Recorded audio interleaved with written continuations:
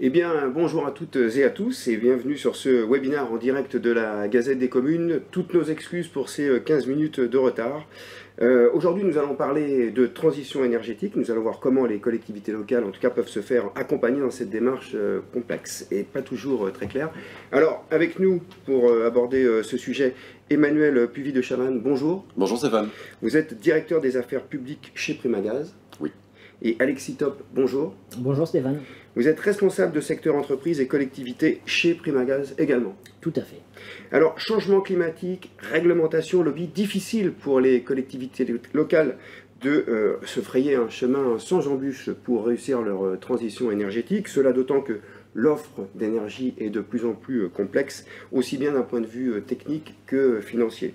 Nous aurons donc l'occasion, lors de ce webinaire avec nos deux invités, de vous aider, vous qui nous regardez en ce moment, à y voir un peu plus clair. Alors pour ça, on vous a préparé 4 parties. Dans un premier temps, nous allons faire un point rapide sur tous les aspects réglementaires. Nous regarderons ensuite quels sont les choix énergétiques possibles aujourd'hui. Nous verrons dans un troisième temps pourquoi et comment passer au gaz propane, et même comment aller plus loin avec le biopropane. Et nous terminerons par un rapide coup d'œil sur les enjeux de demain. Voilà, je vous rappelle que si vous souhaitez interagir, vous pouvez poser vos questions en direct. Nous tenterons d'y répondre tout au long du webinaire. Alors on va démarrer avec vous, Emmanuel, sur ces questions effectivement réglementaires, dont on ne peut pas effectivement se passer, parce que qui veut faire sa transition subit effectivement quelques pressions, en tout cas légales. Il faut comprendre comment ça fonctionne, comment ça s'articule. Est-ce qu'on peut faire un point, Emmanuel, sur cette question? Effectivement, Stéphane. Alors, tout part d'une grande loi qui est une loi de référence, qui est la loi de transition énergétique et pour la croissance verte. Qui date de 2015. Elle date de 2015, exactement. Et à partir de cette loi ont été publiés 2 décrets.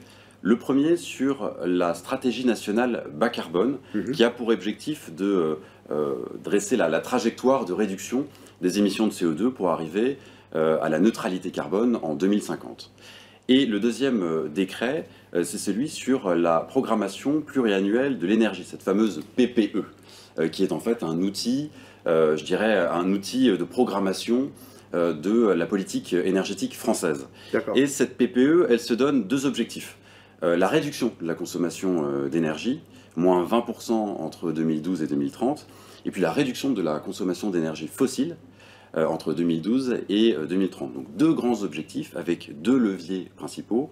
Le premier levier, c'est l'efficacité énergétique, et le deuxième levier, c'est le recours aux énergies renouvelables. Donc voilà, en gros, pour, je dirais, le schéma global, le cadre concernant la politique énergétique. Et s'agissant du bâtiment, vous avez une réglementation qui s'appelle la réglementation environnementale, la RE 2020, qui succède à la réglementation thermique, et donc elle pose des jalons pour l'application de la politique énergétique dans le domaine du bâtiment. Et cette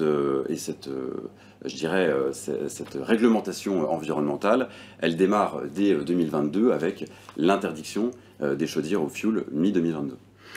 D'accord, merci pour ce point, Emmanuel. Alexis, le retour des maires, quand vous les croisez sur le terrain, par rapport à ces questions juste de réglementation, déjà dans un premier temps, qu'est-ce que vous avez comme Alors le point qui a le plus fait réagir les maires, pour les rencontrer quasi quotidiennement, et les collectivités en général, c'est l'interdiction du fioul. Et c'est vrai que cette interdiction, elle les met un petit peu dans l'embarras, puisqu'ils ne savent pas exactement par quoi remplacer cette énergie, voilà, qui est quasiment présente partout.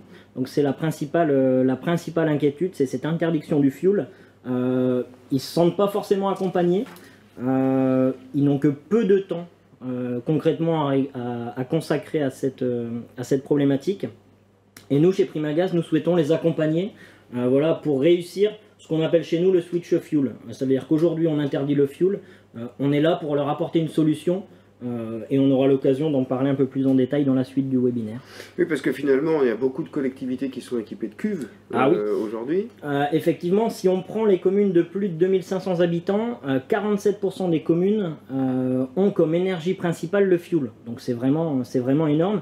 Et si on prend les communes de moins de 1000 habitants, qui clairement, chez nous, Primagaz, voilà, c'est vraiment les communes qu'on souhaite accompagner. Nous, notre vocation chez Primagaz, c'est d'accompagner les communes qui n'ont pas accès au gaz naturel. En France, il y a 27 000 communes qui n'ont pas de réseaux de gaz naturel. Et nous, notre vocation, c'est d'apporter l'énergie qui est indispensable à la vitalité des territoires dans ces 27 000 communes. Et donc, ils ont plusieurs choix. Hein. Il y a la chaudière bois, il y a la fameuse PAC, la pompe à chaleur, il y a le solaire, le gaz. Si on les prend rapidement une par une, tout le monde sait aujourd'hui que le 100% électrique n'est pas viable. Un kilowattheure à 16 centimes, ça risque d'affoler légèrement les budgets. Donc 100% élect, je pense qu'on peut oublier. Le solaire, l'éolien, bon, il ne fonctionne pas forcément tout le temps. Hein. La nuit, il n'y a pas de soleil. Le vent n'est pas quelque chose de régulier. Et la pompe à chaleur, pour terminer là-dessus, elle montre ses limites. On a pour coutume de dire, pas forcément nous, Propanier, mais l'ensemble des industriels, qu'à partir en dessous de 7 degrés, la pompe à chaleur n'a plus la performance énergétique qu'elle peut avoir au-dessus, ce fameux 3 pour 1. Donc voilà, il y a des limites. Nous, on y reviendra, hein, mais sur le gaz, on a la chance d'avoir une énergie qui est constante, qui est durable et qui est éprouvée dans le temps. Ça fait des années qu'on est sur une énergie gaz sans aucun souci. Oui, parce que finalement, ce qu'on entend, c'est que c'est une nouvelle qui leur tombe un petit peu sur le coin du nez. Au maire, voilà, faut s'occuper de gérer cette transition. C'est du temps. Parfois, il faut comprendre un petit peu techniquement comment ça marche, quelles sont les conséquences. Est-ce qu'il y a des aides financières? J'imagine que oui, mais est-ce qu'elles sont conséquentes? Bien sûr, il y a des aides. Ce n'est pas évident parce qu'il y en a beaucoup.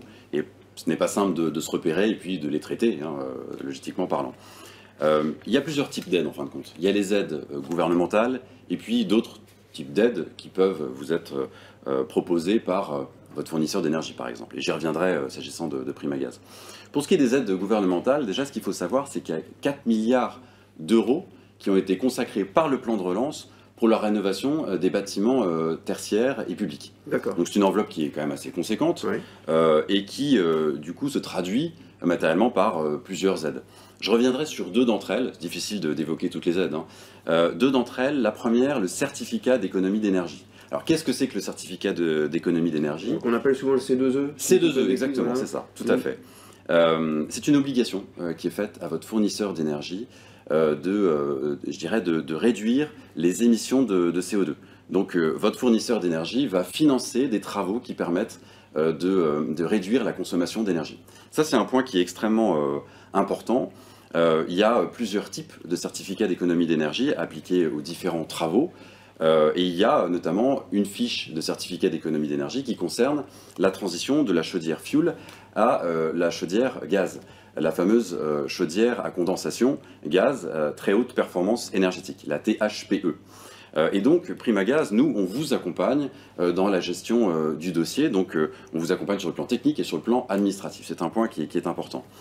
Vous avez également l'aide ACT, ACT2E, donc l'action des collectivités territoriales pour l'efficacité énergétique, qui est coordonnée par la Fédération nationale des collectivités concédantes et régies.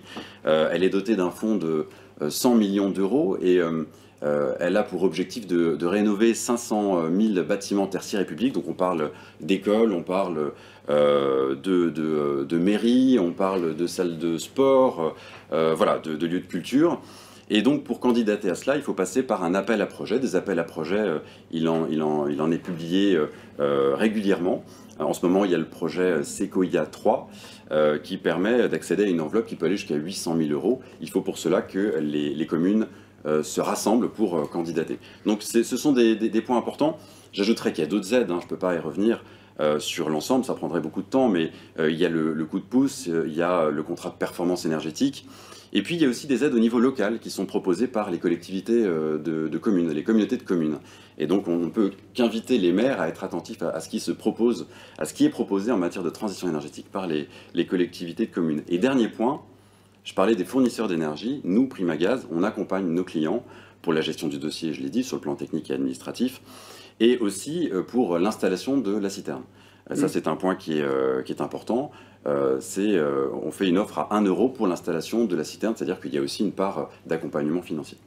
Vous parlez de contrat de performance énergétique, on parle de cet accord qu'il y a entre l'opérateur et le maître d'œuvre pour l'optimisation des travaux? Oui, tout à fait. C'est un accord en fait qui est ajusté au C2E en fait, en fonction de la bonification des certificats d'économie d'énergie. Alors sur l'ensemble des aides, vous avez un guide qui a été publié, qui est disponible sur le www.primagaz.fr et donc qui résume l'ensemble des aides qui sont proposées pour les collectivités locales.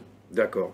Alors, une question qui nous a été posée par un internaute, merci, n'hésitez pas à poser vos questions. Quelle est la position de Primagaz, justement, face à la question du mix énergétique? C'est un point important. On est effectivement, la France est vraiment très portée sur le nucléaire. L'énergie électrique, c'est le fruit de l'histoire, c'est le fruit de la politique énergétique de la France, en fin de compte, on peut le comprendre. Néanmoins, on voit bien que l'énergie électrique ne parviendra pas à couvrir l'ensemble des besoins. Et non seulement ils sont nombreux ces besoins, mais ils vont en augmentant. Et je pense notamment au bâtiment, je pense à l'électromobilité aussi, on en parle beaucoup.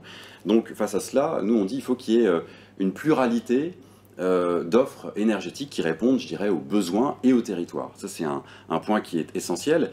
Et les collectivités locales, nos clients vont devoir pouvoir compter. Le critère de performance, ce sera, je dirais, le coût. Ce sera, je dirais, aussi la partie environnementale qui est importante, on l'a évoqué tout à l'heure. Mais est-ce que le nucléaire reste un atout pour la France? C'est une autre question qui nous est posée, qui s'enchaîne très bien. Alors, si je vais répondre. Sur ce point, c'est vrai que la France a toujours eu une longueur d'avance. En termes de nucléaire, ça peut faire partie, on va dire, des fiertés industrielles nationales. On a eu une longueur d'avance sur ce point. Il faut par contre qu'on ait en tête que le 100% électrique, et je le disais tout à l'heure, n'est pas quelque chose de possible. Il faut se dire que chaque énergie a sa place. Nous, chez Primagaz, on a pour coutume de dire qu'un bâtiment en zone rurale, un grand bâtiment collectif, une salle des sports, une salle des fêtes, une mairie, dans ces fameuses communes, dans ces 27 000 communes qui ne sont pas raccordées, c'est là où par rapport à une pompe à chaleur, on aura toute notre légitimité. On a une énergie qui chauffe entre guillemets à moindre coût. Donc un gros bâtiment dans une collectivité a tout intérêt à se raccorder sur une citerne plutôt que passer à l'électricité. Parce que quand on parle là de gaz, en tout cas dans notre discussion, on parle du gaz dans le cadre du chauffage et l'électrique dans le cadre du chauffage viendrait se mettre dans le cadre d'autres usages, puisque là, les voitures, les vélos, les avions, les bus, peut-être des bateaux électriques, c'est vrai qu'il faut de l'électricité finalement pour tout. On ne pourra pas tout raccorder. Clairement, on ne pourra pas raccorder tout ce qu'on a sur le réseau électrique.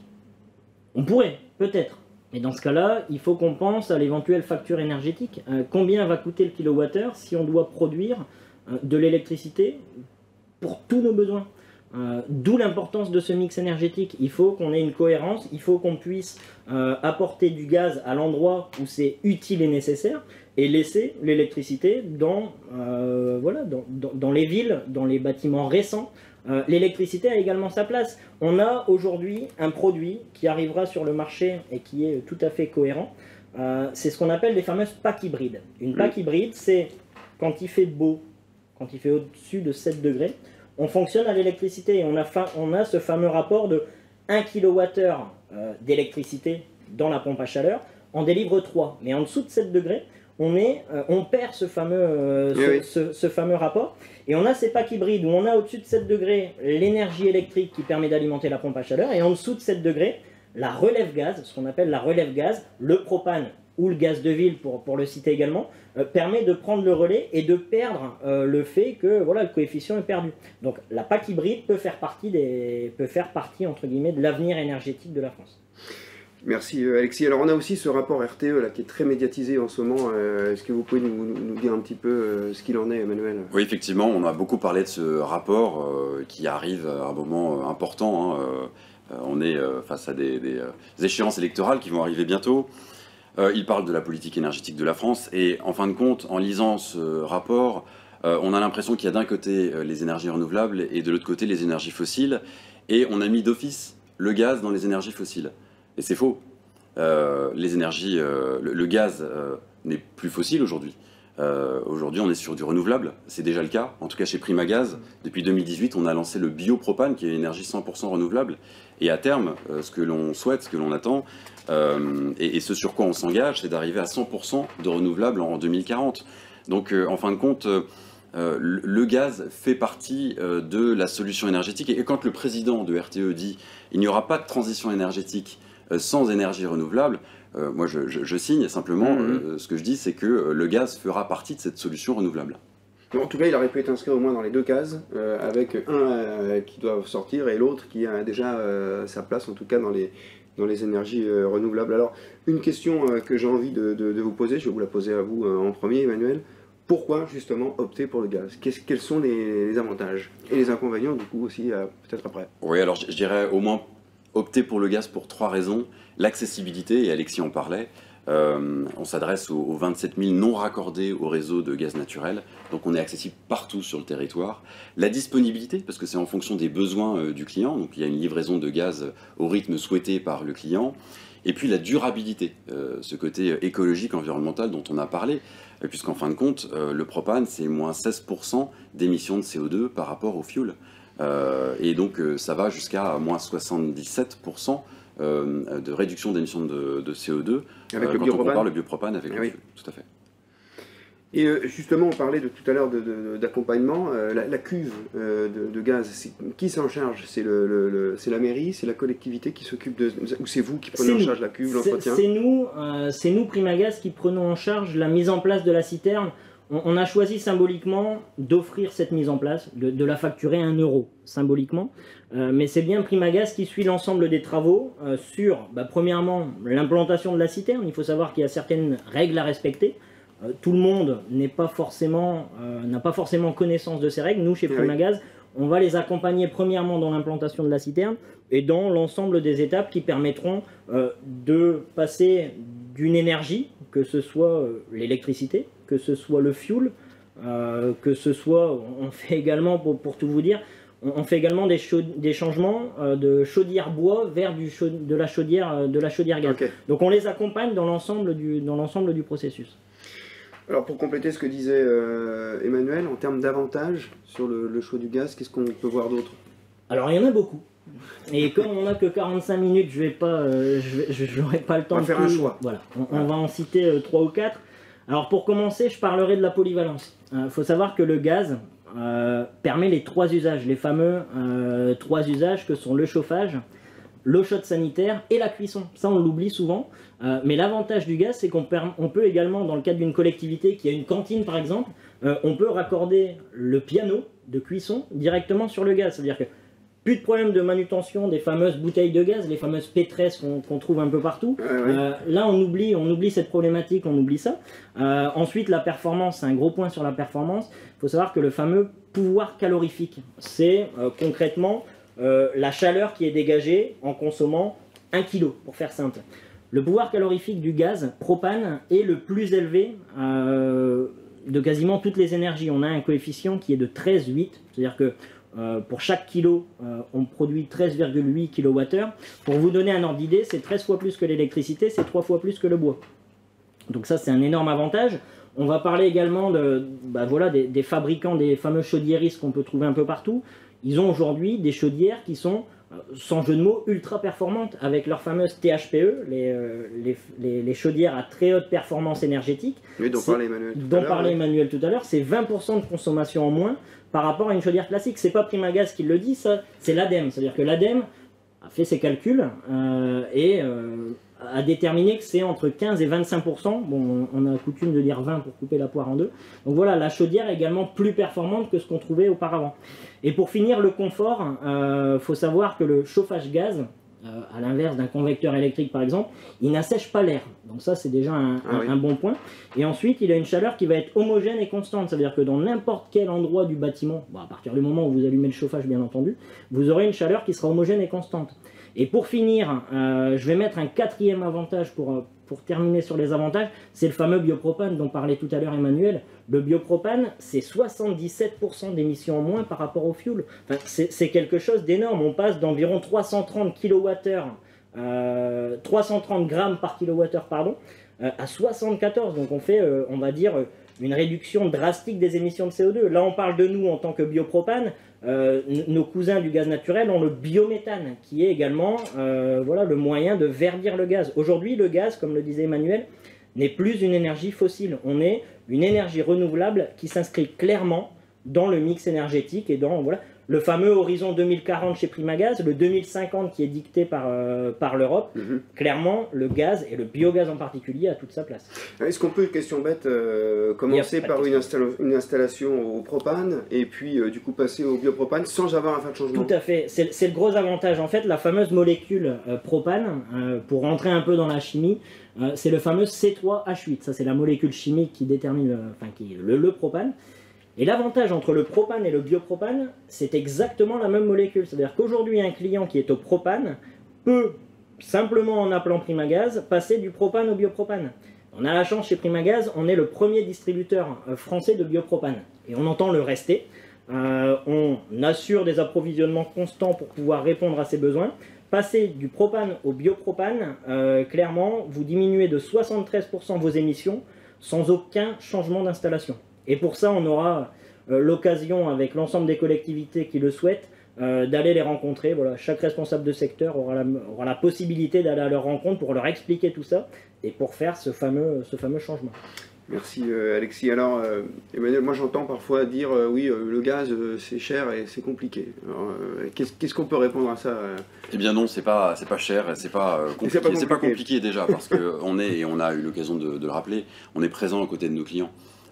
Pour ce qui est des dossiers dont on a parlé tout à l'heure, les certificats d'économie d'énergie, et puis même tout ce dispositif qui consiste à changer de chaudière et à se transformer de l'amont à l'aval. On agit auprès de nos clients et on est présent. Il y a quelqu'un qui coordonne chez Primagaz, je dirais, l'ensemble de ces travaux. Et au-delà de ça, on ne fait pas ça tout seul parce qu'on a un réseau de 1000 partenaires, des chaudiéristes, des installateurs, des bureaux d'études avec qui on travaille et qui doivent apporter cette confiance pour nos clients. Ça, je dirais que c'est pour la partie technique. Et puis pour ce qui est de la partie prix, il faut regarder ça dans son ensemble en fin de compte. Si on regarde les coûts d'installation, les coûts d'équipement déjà au départ, il y a un rapport de 1 à 3 entre le propane et le bois. Et un rapport de 1 à 2 avec la PAC. Donc c'est quand même assez conséquent. C'est le même rapport qui existe d'ailleurs sur les coûts de maintenance. Donc voilà, c'est pas cher. Il y a aussi le prix de l'énergie. Et on sait que... voilà, même si on est dans un contexte particulier en ce moment, le rapport entre l'électricité et le propane, c'est à peu près 20%. 20% plus cher l'électricité et 20% plus cher. Donc c'est quelque chose à avoir en tête. Certes, comparé au bois, le propane est plus coûteux, mais la performance est moindre. Alexis le rappelait tout à l'heure. La performance est 3 fois moins, la performance de chauffe, est 3 fois moins importante pour le bois, sans compter, et on ne l'a pas évoqué, on a beaucoup parlé des CO2, mais on n'a pas évoqué les polluants, les émissions de particules pour le bois, qui sont quand même assez importantes. Donc voilà, il y a beaucoup d'éléments, et puis aussi le confort. Effectivement, pour le bois, il faut pouvoir stocker son bois, ça prend de la place, la chaudière pareil, alors que la citerne, elle peut être enterrée pour ce qui concerne le gaz. Donc, et puis, dernier point aussi, c'est la durée de vie de l'équipement. Mais voilà, c'est ce que je voulais vous demander. Exactement, écoutez, la durée de l'équipement pour une pompe à chaleur, on est à peu près sur 15 années, alors qu'il y a des chaudières gaz qui durent jusqu'à 25 ans. Et ça fait toute la différence en termes de retour sur investissement. Effectivement, c'est moins corrosif peut-être aussi à l'intérieur de la cuve. Alors, pour rentrer un petit peu dans le détail, Alexis, est-ce qu'on peut savoir, passer du fuel au gaz, combien ça coûte? Vaste question.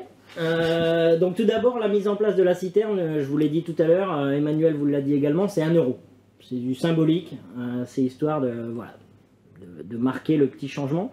Ensuite, concrètement, le seul coût, ce sera l'investissement sur la chaudière. C'est-à-dire que vous avez aujourd'hui une chaudière fuel, pour passer au gaz, il faut changer la chaudière. Sachant que dans le cas où la collectivité a changé récemment sa chaudière, il est possible de ne changer que le brûleur. C'est-à-dire que là, c'est encore plus simple, on change le brûleur. Et ensuite, on raccorde. Donc le seul investissement qui sera à la charge de la mairie, ce sera remplacer la chaudière ou le brûleur et raccorder la chaudière jusqu'à la citerne que Primagaz aura mis en place. Pour cette partie chaudière, effectivement, il y a un investissement. Emmanuel vous l'a dit, il y a des fameux C2E. Les C2E permettent de réduire déjà le coût de changement. Pour finir, le gros avantage par rapport à cet investissement, c'est qu'on conserve ce qu'on appelle la boucle chaude. C'est-à-dire que dans le bâtiment, vous avez une fameuse boucle qui va aller alimenter l'ensemble des radiateurs. Cette boucle reste en place, c'est-à-dire qu'on ne fait que changer la citerne. Et un des derniers avantages, si je peux me permettre, c'est que on connaît tous les chaudières fuel qui prennent quasiment une pièce. C'est-à-dire que quand je vais dans une mairie, je vois une chaudière fuel, ça prend quasiment toute une pièce. Aujourd'hui, si on passe sur une chaudière gaz, on peut très bien avoir une chaudière murale ou 2 ou 3 les mettre en cascade. Mais toute cette place qui était prise sur les chaudières, c'est beaucoup plus petit. Donc ça, c'est le premier point. Deuxième point, vous aviez une citerne, une cuve. Pour le fuel, on parle de cuve. Vous avez une cuve qui était souvent en cave. Cette cuve, on va l'enlever et vous allez récupérer le bénéfice de cette pièce, puisque nous, notre citerne, comme l'a dit Emmanuel, elle peut être enterrée. Elle sera dans tous les cas à l'extérieur. Elle est enterrée et vous n'avez, on va dire, pas de perte de place et surtout esthétiquement il n'y a pas de... enterré dans tous les cas à l'extérieur, donc à l'extérieur du bâtiment. À l'extérieur du bâtiment. Ou enterré.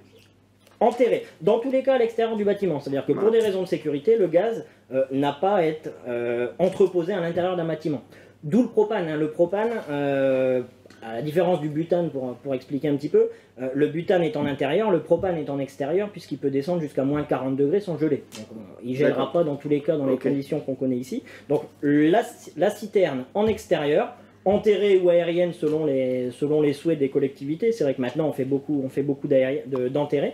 Mais voilà, il n'y a plus cette fameuse verrue qu'on pouvait voir avant avec la grosse citerne de gaz qui était devant la mairie et qui n'était honnêtement pas très jolie. Aujourd'hui, tout ça, c'est fini. D'accord. Et alors, fort de tout ça, je suis maire, j'ai envie de faire mon switch, comme vous dites. Vous avez bien appris. Donc, nous, chez Primagaz, donc, on a une force de vente, donc les fameux responsables de secteur dont je fais partie, donc responsables de secteur, entreprises et collectivités. Pour vous donner un ordre d'idée, c'est 32 personnes sur l'ensemble de la France et qui sont à la disposition de l'ensemble des collectivités pour réussir ce fameux switch fuel. Et donc le switch fuel, pour vous expliquer un petit peu de quoi il s'agit, on l'a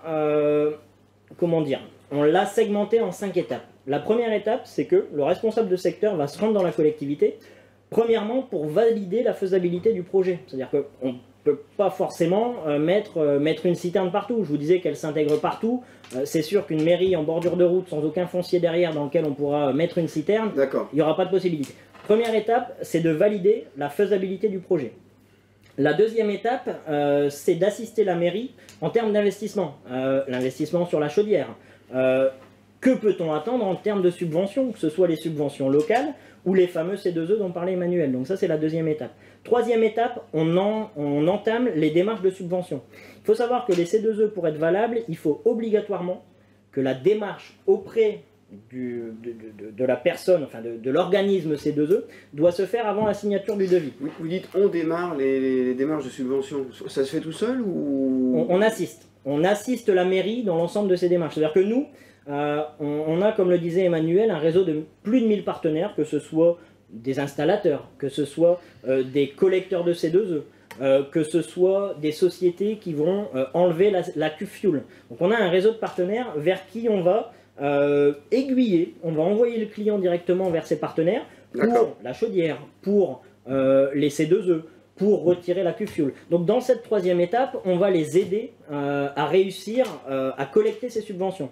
Quatrième étape, et non des moindres, mais qui est facile puisqu'on a bien fait les 3 étapes précédentes, c'est la mise en place de la citerne. On met en place la citerne, on met en place la chaudière et on raccorde le tout. Donc ça, c'est la fameuse quatrième étape. Et la cinquième étape, pour faire simple, on vient, on livre le gaz et l'installation est en route. Tout simplement. Et alors, qu'est-ce qui vous distingue de la concurrence? Quel est le petit plus Primagaz? Alors déjà, cette fameuse mise en place à 1 euro, ça c'est quelque chose d'important. Il n'y a pas cet investissement à supporter. Notre réseau de partenaires, plus de 1000 partenaires en France, que ce soit des installateurs, on ne va pas aller imposer à une collectivité un installateur. C'est-à-dire que si elle a un installateur avec qui elle travaille, avec qui il n'y a pas forcément de besoin, on laisse, entre guillemets, nos réseaux d'installateurs je ne vais pas dire sur le côté parce que c'est peut-être péjoratif, mais on laisse voilà, vivre notre réseau d'installateurs. Si jamais la mairie, je vous disais, il y a une certaine inquiétude de la part des maires, ils ne savent pas forcément aujourd'hui comment faire pour enlever ce fioul. Si jamais ils n'ont pas de partenaire, là on va les aiguiller, les diriger vers un partenaire de leur secteur qui pourra à la fois faire le devis pour la chaudière, faire le devis pour le brûleur si jamais la chaudière est récente, faire le raccordement, c'est quelque chose d'important, raccorder la citerne à la chaudière, il faut bien que ce soit fait. Donc ça fait partie des partenaires qu'on peut leur fournir. Oui. Et les fameux C2E, c'est quelque chose d'important. On a la chance en France d'avoir des aides pour réussir cette transition énergétique. Autant en profiter, prendre ces fameux C2E pour réduire l'investissement. Et dans tous les cas, comme le disait Emmanuel, au bout de 10 ans, 15 ans, 20 ans, c'est là où le retour sur investissement est encore plus important. Une énergie qui a un pouvoir calorifique supérieur, plus une chaudière qui va moins consommer. Tout ça mis bout à bout, ça fait que le budget, le poste-chauffage d'une collectivité ne peut être que réduit. Et alors, donc, pour aller plus loin, parce qu'il y a aussi cet enjeu quand même de réduire son empreinte carbone, on peut, avec le biopropane, en tout cas, y arriver. Emmanuel, comment est-ce qu'on passe au biopropane? Quels sont un petit peu les tenants et les aboutissants? Alors qu'est-ce que c'est déjà que le biopropane? Qu'est-ce que c'est vrai. Le biopropane, c'est un coproduit du biocarburant. Ce qu'il faut savoir, c'est que dans les bioraffineries, vous avez à peu près 90% de la production qui est du biokérosène, du biodiesel, et puis le reste, c'est du biopropane. Et donc tout cela est fabriqué à partir d'huile végétale, du colza, du tournesol par exemple, et puis de déchets industriels, des huiles de cuisson notamment. Donc voilà un petit peu pour ce qui est du biopropane, donc une énergie 100% renouvelable. Je dirais que l'avantage, c'est le fait que c'est la même molécule que le propane. Et ça change tout. Parce qu'en fin de compte, en termes de performance, la performance est identique. Il n'y a pas besoin de changer le matériel, l'équipement, c'est pareil. Simplement, et c'est toute la différence, sur le plan écologique, on est sur moins 73% d'émissions de CO2 par rapport au propane. Et ça, c'est un point qui est quand même majeur au vu de la politique qui est menée actuellement et de cette nécessité de réduire les émissions de CO2. Est-ce que vous avez un petit exemple à nous donner peut-être de notre passage au biopropane? Alors là, je vais me permettre de répondre. Il y a un exemple qui me tient particulièrement à cœur, c'est la commune de Frénicourt-le-Dolmen, qui est située dans le Pas-de-Calais. Pourquoi elle me tient à cœur? C'est une commune que j'ai accompagnée, on va dire, à mon arrivée chez Primagaz. Pour faire simple, c'est une commune qui a mis en place un bilan carbone. C'est-à-dire qu'à leur arrivée, quand ils ont repris la municipalité, donc il y a de ça 2 ans, ils ont souhaité faire un bilan carbone de l'ensemble de leurs installations pour savoir s'il n'y avait pas des pistes d'amélioration en termes d'émissions de CO2, pardon. Je confonds les deux. Et donc ce bilan carbone a mis en avant le fait que la salle des fêtes qui était alimentée par Primagaz en propane fossile était le point le plus émetteur de CO2 dans la commune. Donc ils m'ont appelé, ils m'ont expliqué que voilà, c'était peut-être pas forcément vers quoi ils voulaient tendre de rester sur quelque chose d'émetteur. Et donc je leur ai proposé de passer au biopropane. D'où l'explication tout à l'heure, propane, biopropane, aucun changement. Et donc ils sont passés sur le biopropane, ça leur a permis de diminuer de 73% les émissions de CO2. Pour parler plus concrètement, c'est 4 tonnes de CO2 par an qui ont été économisées, qui n'ont pas été émises. Donc c'est quelque chose d'énorme. 4 tonnes de CO2 en moins pour une collectivité, c'est quelque chose d'important. Après, il y a d'autres exemples. J'ai également en tête un EHPAD qui est basé dans le 76, qui était au fioul. Alors eux étaient au fioul. Ils avaient le fioul pour le chauffage et l'eau chaude, ils avaient les petites fameuses P13, les bouteilles de gaz, enfin c'est des P35, c'est qui est un peu plus grand. Ils avaient ces fameuses bouteilles pour la partie cuisson. Et eux, c'est un peu différent dans le sens où la cuve fuel n'était plus aux normes. Et donc, il fallait remplacer la cuve fuel. J'ai eu un appel par rapport à ça. Cuve fuel a changé. Pourquoi pas passer au gaz? Et donc, on a fait l'ensemble de l'étude avec les responsables travaux chez Primagaz, puisque on a la partie, les fameux 32 responsables secteurs dont je vous parlais. On a également toute une équipe de responsables travaux qui sont là pour nous épauler en termes de dimensionnement, pour suivre les travaux si besoin. Et donc, avec le responsable travaux, on a fait une offre clé en main, où il y avait la partie chaudière qui était gérée directement en local, mais sous notre supervision, entre guillemets, la mise en place de la citerne et le raccordement. point important, on a réussi à faire ce changement et on en est assez fiers en période de chauffe. C'est-à-dire qu'on a eu la possibilité de mettre en place cette citerne sans aucun impact sur le chauffage et l'eau chaude du bâtiment pendant le changement. Donc on a réussi à faire ce changement de façon transparente pour les résidents. Donc voilà, il y a tout un tas d'exemples chez Primagaz qu'on peut vous présenter, que ce soit une collectivité, que ce soit un établissement de santé, que ce soit de l'établissement scolaire. Tout le monde est éligible au biopropane et tout le monde est éligible à cette baisse de 73 ou de 77% des émissions de CO2. Alors, la question qui se pose, c'est est-ce qu'on a assez de biopropane? Alors oui, on a assez de biopropane.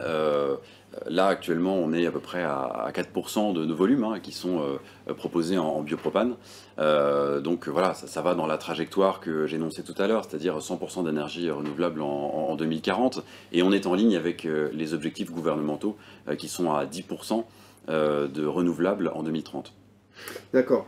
Est-ce qu'on peut remontrer le petit guide peut-être et nous redonner l'adresse du site, s'il vous plaît, Emmanuel? www.primagaz.fr. Et vous avez effectivement l'ensemble des aides qui peuvent être proposées aux collectivités locales et qui sont intégrées dans ce document. D'accord. Alors une question qui nous est posée, avec la forme, désolé de poser une question qui fâche. Que répondez-vous au fait que le gaz en citerne est plus cher et qu'on est lié aux distributeurs? Alors je vais me permettre de répondre. Il est vrai qu'il y a quelques années, le propane n'avait peut-être pas forcément bonne presse aujourd'hui en termes de tarification. Pour parler chiffres, aujourd'hui l'électricité, on est sur environ 16 centimes du kilowattheure, tel que je vous le disais tout à l'heure. Si on fait une moyenne propane, je pense qu'on peut sans s'avancer dire qu'on est aux alentours de 10-11 centimes du kilowattheure. On est, dans les chiffres, on est tout le temps 20% moins cher que l'électricité. Donc ça c'est le premier point.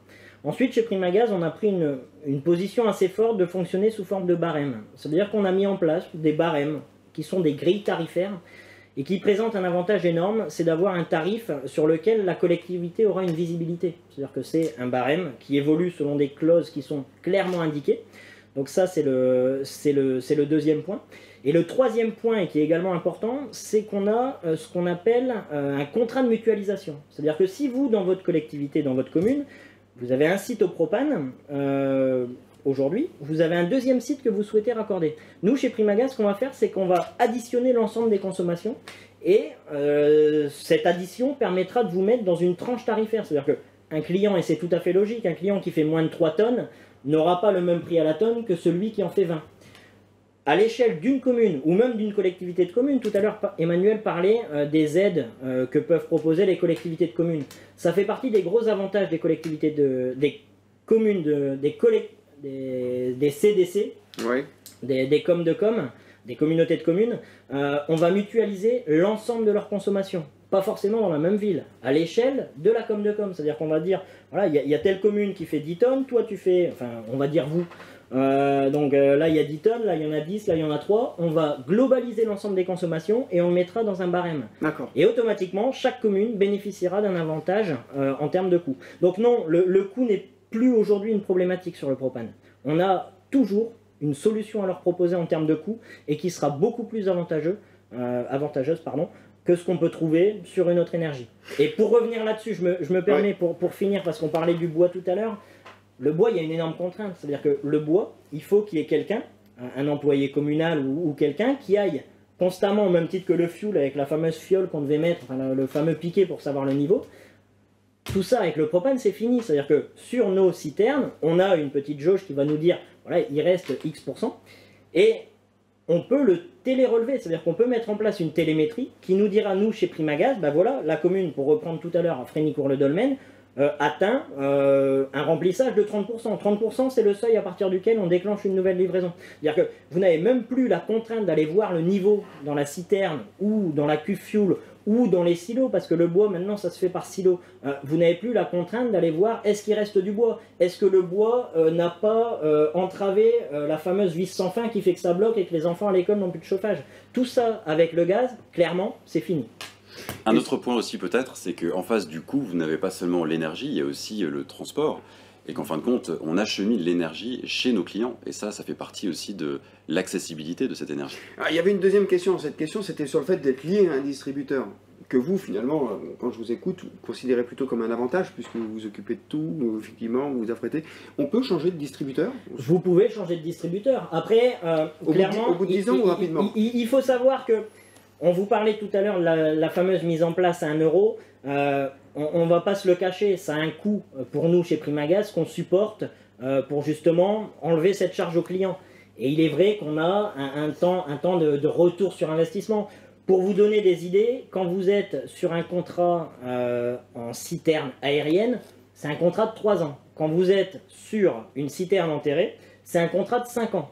Donc oui, vous avez un engagement pendant 3 ou 5 ans, mais vous êtes lié à un barème dont vous connaissez clairement les évolutions possibles. Ça veut dire que la collectivité qui mettra en place notre solution a la possibilité, on va prendre le cas d'une mise en place au début de mandat.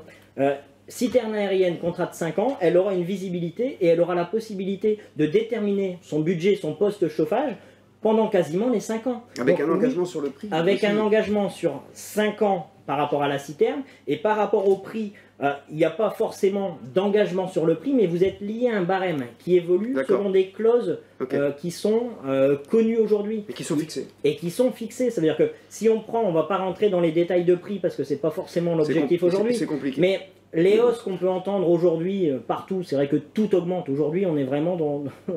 Quand on allume la télé, on entend que les choses augmentent. Nous, chez Primagaz, on a la chance d'avoir des barèmes qui sont restés quasiment stables. Ça veut dire qu'on a une tarification qui est lissée et qui permet aux collectivités de pouvoir budgéter le poste sans aucune évolution. Ça veut dire que du plus 20 ou du plus 30% tel qu'on l'entend sur l'électricité, non, il n'y a pas eu ces hausses et on en est très fiers. Donc on accompagne notre travail chez Primagaz, et on l'a dit tout à l'heure, c'est d'apporter l'énergie indispensable à la vitalité des territoires. Si aujourd'hui on va aller accompagner des maires pour mettre des hausses, c'est pas la notion de partenaire telle qu'on l'entend chez nous. Nous, on a vocation à accompagner les mairies pour avoir une énergie qui soit abordable et qui surtout soit quelque chose de fiable et de durable. Et donc voilà, on répond à l'ensemble de ces... Voilà, vous vous positionnez vraiment comme accompagnateur dans cette question de transition. On est partenaire de la transition énergétique des collectivités. Merci Alexis. Emmanuel, on arrive à la fin de ce webinaire. Si on doit se projeter à regarder un petit peu en avant, alors soit les prochaines échéances ou les choses à suivre, qu'est-ce qu'il faut regarder, Emmanuel? Je crois surtout qu'il faut rassurer les collectivités locales, les mairies. Le gaz existe aujourd'hui, il existera demain. Simplement, il était jusqu'à aujourd'hui fossile, il deviendra de plus en plus durable et renouvelable. Donc la solution gaz fera partie du mix énergétique à l'avenir. Ça, c'est un point qui est important. Il faut rassurer. On peut garder les chaudières gaz, on peut les installer. Il n'y a aucun souci avec ça. Et qu'est-ce qu'il y a comme perspective? La perspective, en fait, et notamment chez Primagaz, donc je vous le disais, 2040, 100% d'énergie renouvelable, il y a le biopropane, et puis il y a aussi, je dirais, d'autres énergies renouvelables sur lesquelles on va travailler et que l'on va proposer prochainement à nos clients. Je pense notamment au diméthyléther renouvelable, qui est une énergie, en fait, qui présente pas mal d'avantages, notamment le fait qu'elle est mélangeable avec le propane, biopropane, qu'elle est disponible aujourd'hui, c'est quelque chose qui existe, il n'y a pas besoin de faire de la recherche sur le sujet. Et puis le dernier point, c'est qu'elle utilise, je dirais, d'autres intrants, d'autres ingrédients, entre guillemets, que le biopropane, c'est-à-dire notamment des déchets agricoles, forestiers. Donc voilà, on va compléter, si vous voulez, le portefeuille d'énergie renouvelable pour arriver à cet objectif de 100% d'énergie renouvelable en 2040. Merci Emmanuel, merci à tous les deux. Alors, avant de se quitter, je vais vous demander à tous les deux, ce qu'il faut retenir de tout ce qu'on vient de dire, les grands points. Alexis. Alors, bon, quelques petites choses à retenir. Tout d'abord, le gaz, c'est simple. Ça pouvait, au début du webinaire, paraître compliqué pour certains des internautes. Non, le gaz, c'est simple. On a une équipe chez Primagaz qui est en place pour vous accompagner dans cette fameuse transition énergétique.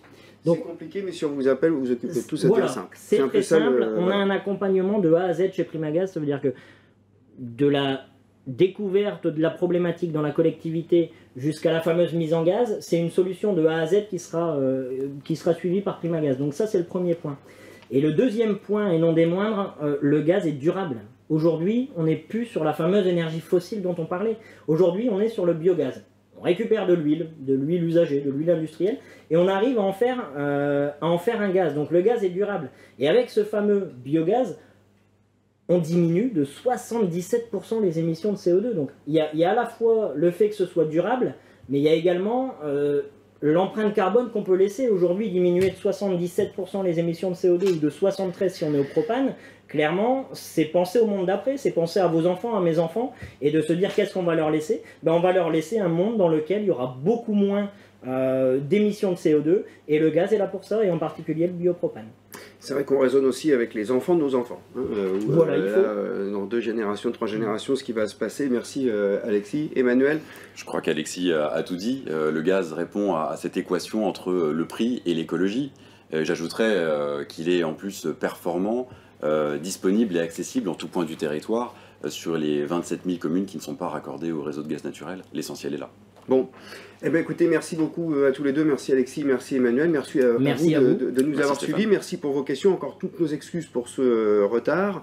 Vous pourrez donc visualiser en replay ce webinaire d'ici quelques heures sur le site de la Gazette des Communes. Et avant de vous dire au revoir, je vous rappelle également que vous pouvez nous donner une note. Voilà, bonne journée à toutes et à tous. Au revoir.